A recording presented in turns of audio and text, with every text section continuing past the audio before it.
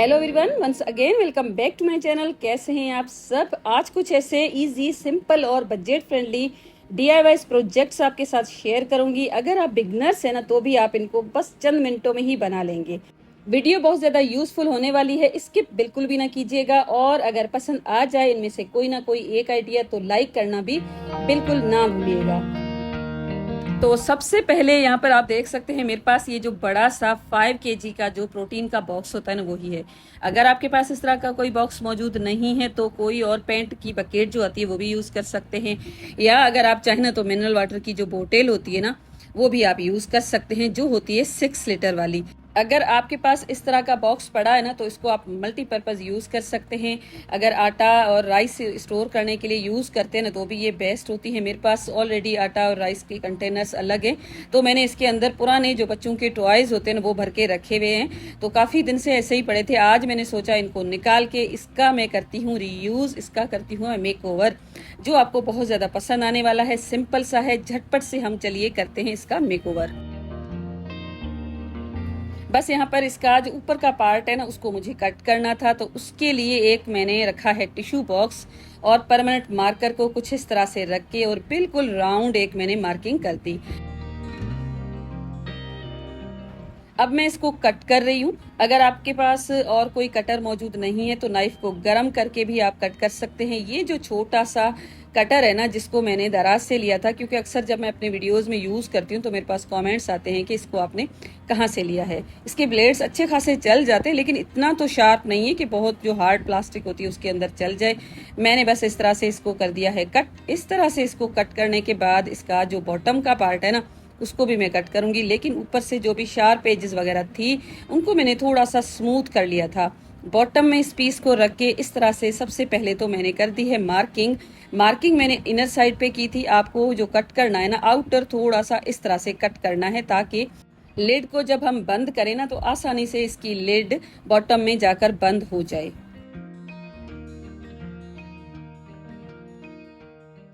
बस कुछ इस तरह से मैंने इसका जो ऊपर वाला पार्ट था उसको बॉटम में फिक्स कर दिया, लिड को मैंने कर दिया है बंद।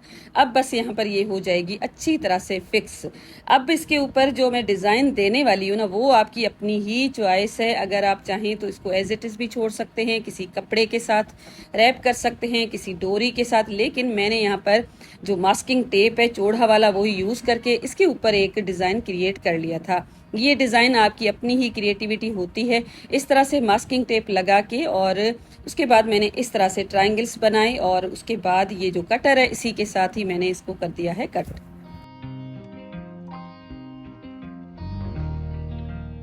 ऊपर जो हमने टेप की लेयर लगाई है उसके साथ जो हमने ट्रायंगल्स को निकाला है ना, अगर आप चाहें तो नीचे जो लेयर बनाएंगे वहां पर स्टिक कर सकते हैं, लेकिन मैंने फिलहाल इनको रहने दिया था। यहाँ पर एक और मैंने लगा दी थी टेप की लेयर। सेम मैंने ट्रायंगल्स इस टेप के ऊपर भी ड्रॉ कर दिए, उसको भी मैंने एक शेप डिजाइन देकर कट कर लिया है। जब हम रेंटल अपार्टमेंट में रहते हैं या तो फिर हमारे घर में स्पेस की बहुत ज़्यादा कमी हो जाती है ना, तभी हमें ये आइडियाज़ आते हैं कि हम किस तरह से चीज़ों को रिसाइकिल करके अपनी एक तो बजट तो सेव कर सकते हैं, लेकिन उसके साथ साथ हमारा जो टाइम होता है ना वो भी बहुत अच्छी तरह से यूटिलाइज हो जाता है, हम फ्रेश फील करते हैं। और अगर आपका बजट इजाज़त देता है ना तो बेशक आप मार्केट में भी महंगी महंगी चीज़ें, महंगे महंगे ऑर्गेनाइजर लेकर आ सकते हैं। अगर आपकी जेब बहुत कम आपको इजाज़त देती है या बिल्कुल भी इजाज़त नहीं देती है ना ऐसे ही पैसा इस तरह की चीज़ों में लगाने का, तो आप ना इस तरह से बेशक DIY कर सकते हैं। बहुत हद तक आपका घर है ना ऑर्गेनाइज रह सकता है। तो यहाँ पर इस पूरे के ऊपर मैंने ब्लैक कलर का स्प्रे पेंट कर लिया था। तो ये जो पेंट होते हैं ना आई थिंक 500 में आपको मिल जाएगा, और इस तरह के ये जो प्लांटर है ना आपको मार्केट में काफ़ी ज़्यादा महंगे मिल जाते हैं। तो इस तरह से जो भी मैंने टेप इसके ऊपर लगाई थी उस सबको मैंने रिमूव कर लिया है। तो इसको रिमूव करने के बाद इसके जो फाइनल रिजल्ट्स है ना वो आपके सामने ही हैं। बिल्कुल 5 मिनट भी नहीं लगेंगे और आपका ये जो DIY है ना बन के रेडी हो चुका है। इस तरह का एक बड़ी साइज का आपके पास प्लांटर रेडी हो जाएगा, क्योंकि अब समर आ गई है। गर्मियाँ ना बहुत ज़्यादा बढ़ रही हैं, तो प्लांट्स ना अपने इर्द गिर्द काफ़ी ज़्यादा हमें लगाने चाहिए। मेरे घर पे तो पूरा साल ही रहते हैं, लेकिन अभी भी मैंने बहुत सारे अपने घर पे ऐड किए हैं। ये एक है ना नया आया था, तो मैंने सोचा इसके लिए प्लांटर भी जो प्लांट जितना खूबसूरत है ना उस जैसा ही होना चाहिए। आई होप आपको ये आइडिया पसंद आया होगा। पसंद आया है ना तो इसके लिए मुझे एक कॉमेंट ज़रूर कीजिएगा, फिर चाहे एक छोटा सा हार्टी टाइप कर लीजिएगा। और बस अब चलिए देख लेते हैं हमारा नेक्स्ट आइडिया, जो मेरे पास काफ़ी दिन से रिक्वेस्ट आई हुई थी। मैंने सोचा मैं इसको ज़रूर पूरा करूंगी, लेकिन फाइनली आज इसकी भी टर्न आ गई। मेरी एक बहुत ही प्यारी सी सिस्टर है, उन्होंने कहा था कि पुरानी वॉल क्लॉक होती है ना उनको रीयूज करने का तरीका हमारे साथ शेयर करें। ये जो वॉल क्लॉक है ना बिल्कुल पुरानी है, बिल्कुल बंद हो चुकी थी। आगे चल के मैं इसको दिखाऊंगी आपको। सबसे पहले तो मैंने इसको उतार दिया, उसके बाद इसको कर दिया है नीट एंड क्लीन, और अब उसके बाद इसका जो ऊपर का शीशा है ना उसको मैं अलग कर दूंगी।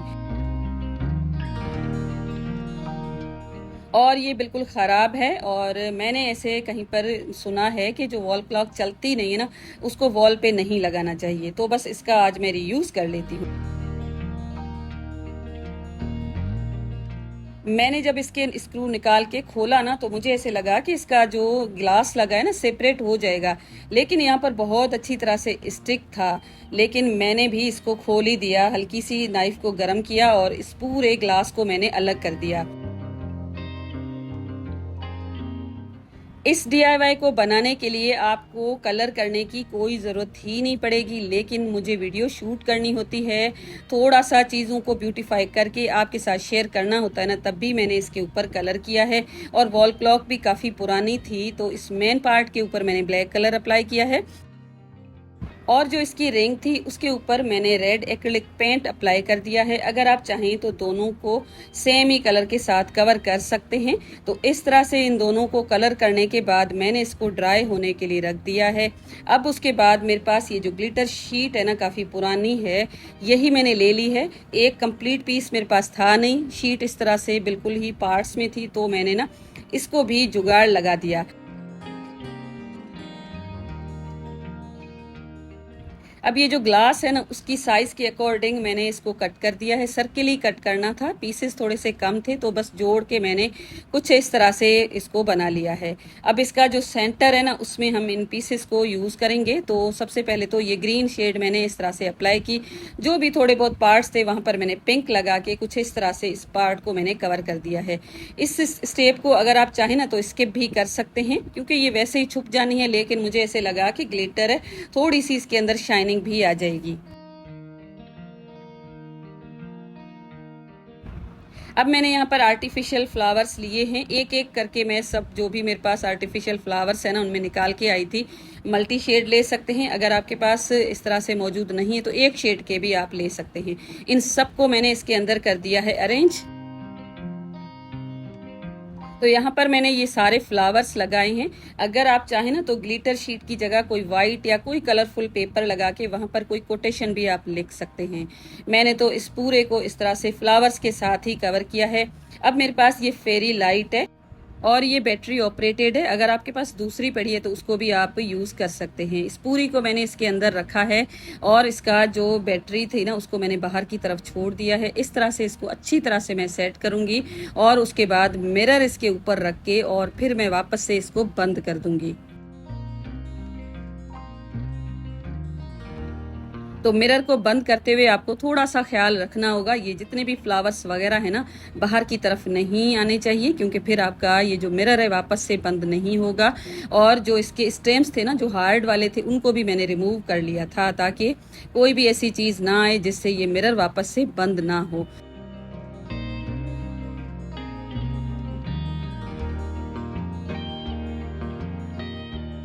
मैंने भी काफ़ी बार देखा कि जो मेरे फ्लावर्स है ना उनकी जो सेटिंग है अच्छी तरह से हो गई, उसके बाद ही जाकर मैंने इस फ्रेम को इसके ऊपर लगाया और उसके बाद स्क्रू को वापस से बंद कर दिया।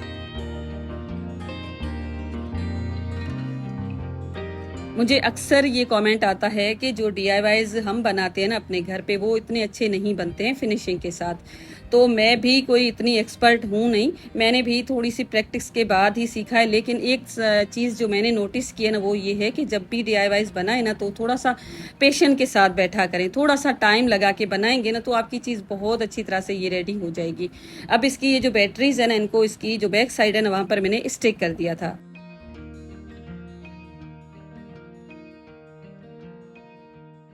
अब ये इस स्टेज पे भी बिल्कुल रेडी है, लेकिन मेरे पास ये सी शेल्स थे, तो मैंने सोचा मज़ीद इसको थोड़ा सा ब्यूटीफाई कर लेते हैं। तो ये पर्पल शेड के थे, आपके पास वाइट पड़े होते हैं उनको भी आप यूज़ कर सकते हैं।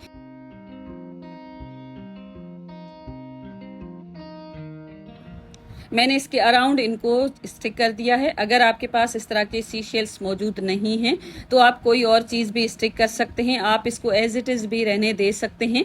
अगर आपके पास पिस्ता के जो शेल्स होते हैं ना, वो पड़े हैं, तो आप उनको भी इनके ऊपर स्टिक कर सकते हैं। नहीं तो कोई आपके पास बटन्स पड़े हैं या मिरर्स पड़े हैं, उनको भी आप इसके ऊपर अप्लाई कर सकते हैं।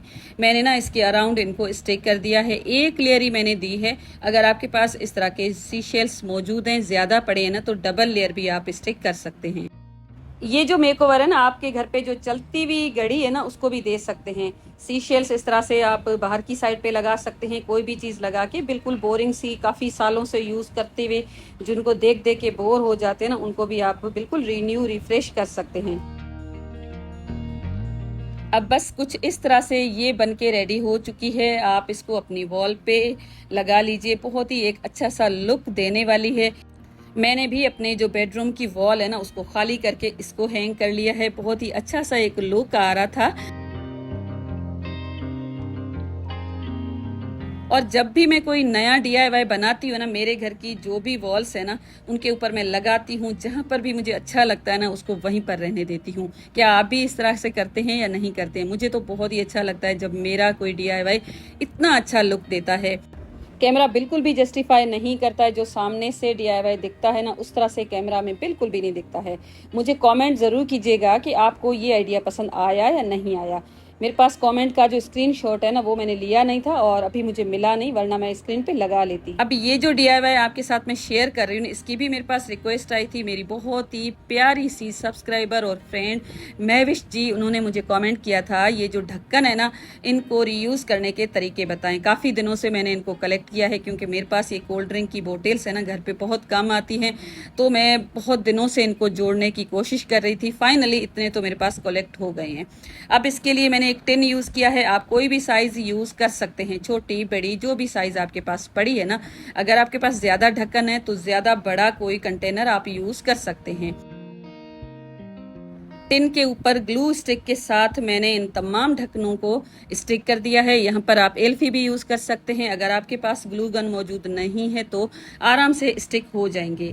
बड़ा अगर आप कंटेनर लेंगे ना, तो आपका ये DIY और ही अच्छा बनने वाला है। मेरे पास ये ढक्कन एक साइज के भी मौजूद नहीं थे, कुछ बड़े थे, कुछ छोटे थे, लेकिन मैंने इन सबको इसके ऊपर स्टिक किया। ब्लैक स्प्रे पेंट के साथ मैंने इसको स्प्रे कर दिया है। ड्राई होने के बाद ये जो मिरर्स हैं, इनको मैंने इसके ऊपर स्टिक किया है। तो अगर आपके पास मिरर्स मौजूद नहीं है, तो बटन्स हैं, या तो फिर अगर आपके पास कोई हाफ पर्ल्स पड़े ना, तो वो भी आप इसके ऊपर अप्लाई कर सकते हैं। इनको भी मैंने ग्लू स्टिक के साथ कर दिया है स्टिक। और बस ये ऑर्गेनाइजर आपका रेडी हो चुका है। किचन में यूज़ कर सकते हैं अपने स्पून्स को ऑर्गेनाइज करके रखने के लिए। बच्चों की स्टडी टेबल पे इसको रखा जा सकता है।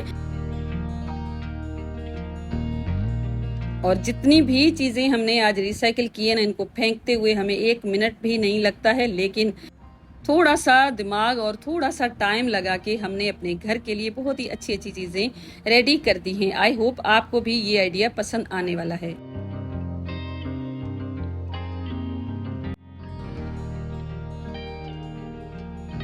अगर आप चाहें ना, तो इसको हैंग भी कर सकते हैं। ऊपर से आपको टिन में 2 सुराख करके उसके ऊपर कोई भी रस्सी लगा लें, तो आप इसको हैंग कर सकते हैं। मैं इसके अंदर आर्टिफिशियल बंच लगाने वाली हूँ। और ये जो ग्रीन बंच है ना, इसको मैंने टेमो से ऑर्डर किया था।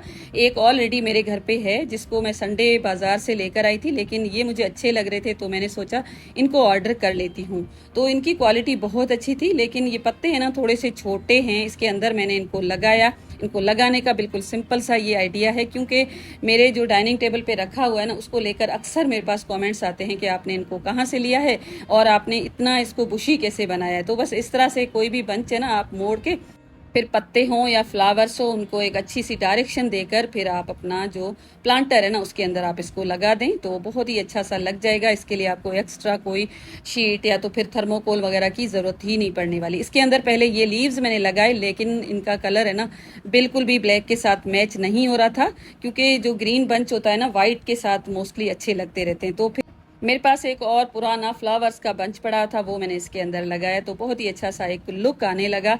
आई होप आपको ये पसंद आया होगा मेरा आइडिया। बोटल के जो कैप्स हैं ना, इनके काफ़ी सारे आइडियाज़ मैंने शेयर किए हैं, लेकिन जब कमेंट आता है ना तो मुझे नए नए आइडियाज़ मज़ीद आपके साथ शेयर करने होते हैं।